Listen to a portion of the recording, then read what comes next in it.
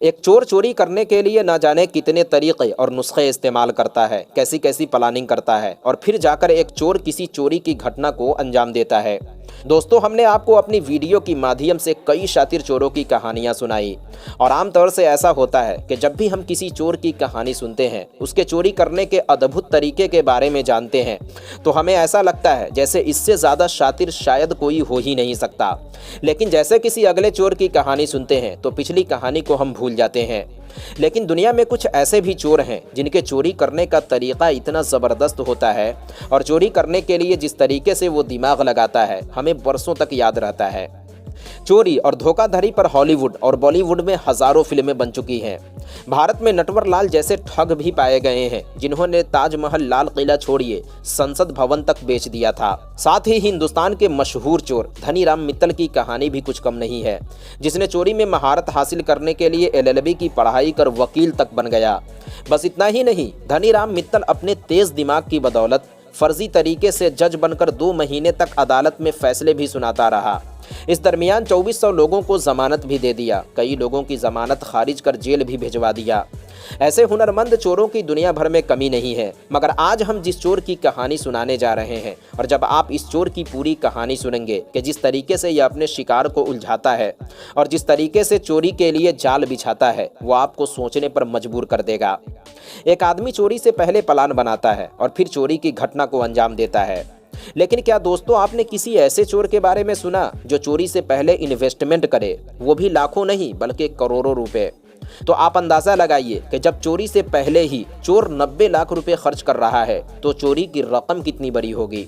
इस चोरी की एक खास बात यह भी है कि जब इस चोरी को अंजाम दिया गया और जब डॉक्टर सुनीत को पता चला कि उनके घर में डकैती हुई है, तो जाहिर सी बात है जब किसी के घर में चोरी होती है तो सबसे पहले वो पुलिस को इन्फॉर्म करता है। लेकिन जब डॉक्टर सुनीत के घर में चोरी हुई तो वो इसी कश्मकश में फंसे रहे कि इस चोरी की खबर पुलिस को दूं या नहीं। और इसकी वजह ये थी कि अगर डॉक्टर सुनीत पुलिस को बताते हैं कि उनके घर में चोरी हुई है तो इनकम टैक्स वाले धावा बोलेंगे कि इतनी बड़ी रकम आपने घर में छुपाया कैसे, आपने टैक्स क्यों नहीं भरा। और अगर पुलिस को नहीं बताते तो उनका चोरी हुआ माल वापस नहीं मिलता। और यही वजह थी जब चोरी की रिपोर्ट लिखाने डॉक्टर सुनीत थाने पहुंचे तो उन्होंने पुलिस वालों को सही से बताया ही नहीं कि उनके घर में कितने की चोरी हुई है। कभी बता रहे हैं 10 लाख तो कभी 20 लाख, लेकिन आप 90 लाख से अंदाज़ा लगा लीजिए कि चोरी की रकम लाखों में थी या करोड़ों में। तो आइए जानते हैं दिमाग को घुमा कर रख देने वाले एक अद्भुत चोरी की पूरी कहानी को आज की इस वीडियो में। बात आज से 3 साल पुरानी यानी साल 2021 की है। कहानी की सरजमीन है जयपुर। जयपुर में एक जगह है वैशाली नगर। इसी वैशाली नगर इलाके में एक डॉक्टर साहब रहा करते थे जिनका नाम था डॉक्टर सुनीत सोनी। इनका काम था लोगों की बंजर ज़मीन पर लहलहाती हुई फसलें उगाना। मेरा मतलब है हेयर ट्रांसप्लांट करना। हेयर ट्रांसप्लांट करने वाले इन डॉक्टर साहब ने भी कई लोगों की बंजर ज़मीन पर लहलहाती हुई फसल उगाने के सहारे करोड़ों रुपए बना लिए थे। अब जाहिर सी बात है जब किसी के पास बेशुमार पैसे आते हैं तो सबसे पहले उनके दिमाग में एक ही बात आती है कि इन पैसों को इन्वेस्ट कहाँ करूँ ताकि हमारे पैसे सेफ और सुरक्षित रहे। अगर घर में रखते हैं तो चोरी और डकैती का डर है, और अगर किसी ने धोखे से इनकम टैक्स वालों को खबर दे दी तो फिर मुश्किलें और बढ़ जाएंगी। अगर बैंक में रखते हैं तो पैसा तो सेफ रहेगा लेकिन सरकार को टैक्स देना पड़ेगा। पैसों को इन्वेस्ट करने के लिए डॉक्टर साहब दिमाग दौड़ाते रहे और तभी उनकी मदद के लिए सामने आया एक मसीहा जिसका नाम था शेखर अग्रवाल। इसी वैशाली नगर इलाके में एक ज्वेलरी की दुकान हुआ करती थी जो काफ़ी मशहूर दुकान थी। इस दुकान के जो ऑनर थे उनका नाम था शेखर अग्रवाल। शेखर अग्रवाल काफ़ी धनी मनी और पैसे वाला था। हेयर ट्रांसप्लांट के सिलसिले में शेखर अग्रवाल का भी डॉक्टर सुनीत के यहाँ आना जाना लगा रहता था। शेखर अग्रवाल भी पैसे वाला, इधर डॉक्टर साहब भी करोड़ों के मालिक, और फिर धीरे धीरे दोनों में दोस्ती हो गई। जाहिर सी बात है अमीर लोगों को दोस्ती भी अमीरों से होती है। खैर, इनकी दोस्ती धीरे धीरे और गहरी होती गई और इतनी गहरी हुई कि एक साथ खाना पीना उठना बैठना सब हो गया। डॉक्टर साहब ने सोचा क्यों ना अपनी परेशानी शेखर अग्रवाल को बताया जाए, शायद इनके पास कोई हल हो। डॉक्टर सुनीत ने पूछा, पैसों को इन्वेस्ट करने का सबसे सेफ और सुरक्षित तरीका क्या है? शेखर अग्रवाल ने कहा, अरे सर, ये भी कोई पूछने वाली बात है। आप अपने पैसों को चांदी में इन्वेस्ट कीजिए। चांदी का रेट दिन ब दिन बढ़ता ही जा रहा है। इन्वेस्ट के लिए इससे बेहतरीन तरीका और कोई हो ही नहीं सकता। डॉक्टर सुनीत ने भी सोचा कि बात तो सही है, अब डॉक्टर सुनीत ने शेखर अग्रवाल से चांदी खरीदना शुरू किया। जैसे जैसे उनके पास पैसे आते, चांदी खरीद कर जमा करते जाते और इस तरह उन्होंने कई करोड़ के चांदी खरीद लिए। लेकिन डॉक्टर सुनीत को एक डर और लग रहा था कि घर में करोड़ों रुपए की चांदी है, अगर किसी को पता चल गया और चोरी हो गई तो। फिर डॉक्टर सुनीत ने इस मुश्किल का हल भी शेखर अग्रवाल से ही पूछा। शेखर अग्रवाल पर डॉक्टर सुनीत को काफ़ी भरोसा था और डॉक्टर साहब को यकीन था कि शेखर अग्रवाल इस मुश्किल का हल भी निकाल ही देगा। डॉक्टर सुनीत के पूछने पर शेखर अग्रवाल ने कहा कि सर, चूंकि चांदी करोड़ों रुपए की है तो इस तरह घर में रखना भी ठीक नहीं है। आप घर के नीचे एक बेसमेंट बनवाइए और इन चांदियों को उसी बेसमेंट में डाल दीजिए, किसी को शक तक नहीं होगा। शेखर अग्रवाल का मशवरा डॉक्टर सुनीत को पसंद आ गया। उन्होंने अपनी आलीशान बिल्डिंग के नीचे एक बेसमेंट बनाया और बेसमेंट के नीचे तहखाना। घर में रखे तमाम चांदी लकड़ी के 3 बक्सों में रखवा दिया और उन बक्सों को बेसमेंट में बने तहखाने में डलवा दिया और तहखाने को पूरी तरह लॉक कर दिया। और डॉक्टर साहब सुकून की नींद सो गए कि अब उनका पैसा सेफ और सुरक्षित जगह इन्वेस्ट हो गया। लेकिन इधर शेखर अग्रवाल के जहन में कुछ और ही चल रहा था। वो पहले दिन से प्लान बनाना शुरू कर चुका था, बस इंतज़ार था तो डॉक्टर साहब को सुकून की नींद आने की। डॉक्टर साहब ने करोड़ों रुपए की चांदी तहखाने में डलवा दिया, तहखाने को लॉक किया और सुकून की नींद लेने लगे कि अब कोई टेंशन नहीं है। इधर शेखर अग्रवाल ने दिमाग दौड़ाना शुरू किया कि डॉक्टर साहब के तहखाने में पड़े करोड़ों रुपए की चांदी को चुराया कैसे जाए।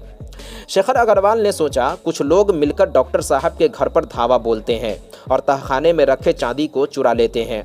फिर शेखर अग्रवाल के जहन में ख्याल आया कि नहीं, चोरी के लिए खून खराबा ठीक नहीं है। काम ऐसा हो कि सांप भी मर जाए और लाठी भी न टूटे। शेखर अग्रवाल दिमाग दौड़ाता रहा और तभी उसके जहन में एक आइडिया आया। और हाँ, शेखर अग्रवाल ने ये पूरा मामला एक और शख्स को बताया था जिसका नाम था जीतन अग्रवाल, जो शेखर अग्रवाल का भांजा भी था। अब मामू भांजे ने मिलकर इस चोरी के लिए एक पुख्ता आइडिया निकाला। डॉक्टर सुनीत सोनी की आलीशान बिल्डिंग के ठीक सामने एक खाली प्लॉट पड़ा था। शेखर अग्रवाल प्लॉट के मालिक से बात करता है कि उसे प्लॉट खरीदना है। प्लॉट का मालिक तैयार हो जाता है क्योंकि उसे भी मुँहमांगी रकम मिल जाती है। शेखर अग्रवाल 90 लाख रुपए में प्लॉट खरीद लेता है और फिर आगे प्लान बनाना शुरू करता है। इस प्लान में शेखर अग्रवाल 4 लोगों को और शामिल करता है। इन 4 लोगों में 3 खुद उसके मुलाजिम थे, जबकि एक चौथा शख्स भी था जिसका नाम था बनवारी। हालांकि शेखर अग्रवाल ने जो प्लॉट खरीदा था वो अपने नाम से नहीं बल्कि इसी बनवारी के नाम से खरीदा था।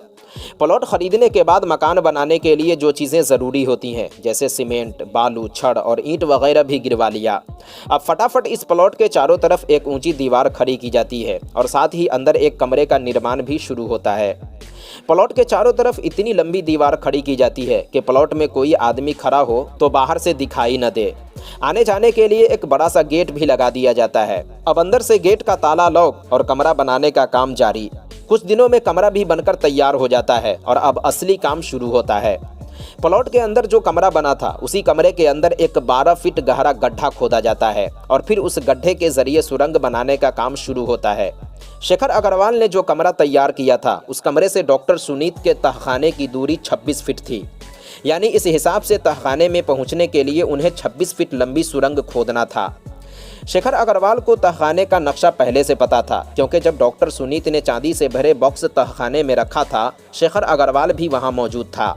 अब सुरंग खोदने का काम शुरू होता है और अभी कुछ ही फीट की खुदाई हुई थी कि बीच में पानी की टंकी आ गया और मजबूरन उन्हें खुदाई रोकना पड़ा और फिर उन्होंने दूसरी तरफ से खुदाई शुरू की। अब बाहर कमरे का प्लास्टर और बाकी चीज़ें भी हो रही हैं और अंदर सुरंग बनाने का काम भी चल रहा है। चूँकि इस प्लॉट के अंदर जो भी मजदूर और मिस्त्री काम कर रहे थे वो सभी शेखर अग्रवाल के भरोसेमंद लोग थे। शेखर अग्रवाल ने इन सभी को पैसे का लालच देकर इस काम के लिए तैयार किया था और यही वजह थी जो शेखर अग्रवाल को कहीं से कोई खतरा नहीं था। दिन भर लोग आ रहे हैं, जा रहे हैं, खटपट की आवाज़ें भी आ रही हैं, लेकिन ये बात सबको पता थी कि अंदर मकान बन रहा है, लेबर मजदूर काम कर रहे हैं, तो शक होने का सवाल ही नहीं पैदा होता। कंपाउंड के दरवाजे में भी दिन भर ताला लगा रहता था और वैसे भी किसी दूसरे के प्लॉट में किसी को ताक झांक करने की ज़रूरत भी क्या। जनवरी के पहले हफ्ते से सुरंग खोदने का काम शुरू हुआ और 12 फरवरी तक 26 फीट लंबी सुरंग मुकम्मल भी हो गई। और हाँ, एक बात और, जब कहीं भी चोरी चुपके सुरंग की खुदाई होती है तो सबसे बड़ा मसला होता है सुरंग से निकलने वाली मिट्टी को ठिकाने लगाना। लेकिन चूंकि यह प्लॉट काफ़ी बड़ा था और वो भी पर्सनल, तो सुरंग से निकलने वाली तमाम मिट्टियों को प्लॉट के पिछले हिस्से में डाल दिया जाता था। खैर, सुरंग की खुदाई 12 फरवरी को मुकम्मल हो गई। अब 3 से 4 लोग सुरंग के जरिए तहखाने तक पहुंचते हैं। गैस कटर और बाकी औजार ये अपने साथ ले गए थे। फटाफट इन्होंने तहखाने का लॉक तोड़ा और फिर एक एक कर इन तीनों बक्सों का लॉक भी तोड़ा जिनमें चांदी रखे हुए थे, और फिर थोड़ा थोड़ा करके सुरंग के जरिए चांदी अपने कमरे तक लाते रहे। चूंकि तहखाने में जो चांदी रखे गए थे उसका वजन लगभग 400 किलो था, तो ये तमाम चांदी कमरे तक लाने में 3 दिन का समय लग गया। तमाम चांदी को एक गाड़ी में डाला, कमरे में ताला लगाया और ये सभी फरार हो गए। और इस तरह डॉक्टर सुनीत के तहखाने में रखे सारे खजाने गायब हो गए, लेकिन उन्हें कानो कान खबर न हुई। इधर डॉक्टर सुनीत ने जब से तहखाने में चांदी रखा था, कभी कभी तहखाने में जाकर देखते भी थे कि उनका खजाना मौजूद है या नहीं। 12 फरवरी से 15 फरवरी तक डॉक्टर सुनीत के तहखाने में चोरी हुई और उसके ठीक 10 से 12 रोज बाद 26 फरवरी 2021 को डॉक्टर साहब तहखाना पहुंचते हैं तो अंदर का मंजर देखकर उनके पांव तले जमीन खिसक जाती है। तहखाने का लॉक टूटा हुआ है, तीनों बक्सों के लॉक भी टूटे हुए हैं और बक्से में रखा सारा माल गायब है। लेकिन अभी तो सिर्फ पांव तले जमीन खिसकी थी। डॉक्टर साहब जब बक्सों को उलट पलट कर देखते हैं तो पता चलता है बक्से के नीचे से भी जमीन खिसकी हुई है। बक्से के नीचे एक बड़ा सा होल है और उसी होल के जरिए चोरी को अंजाम दिया गया है। करोड़ों का माल गायब हुआ है।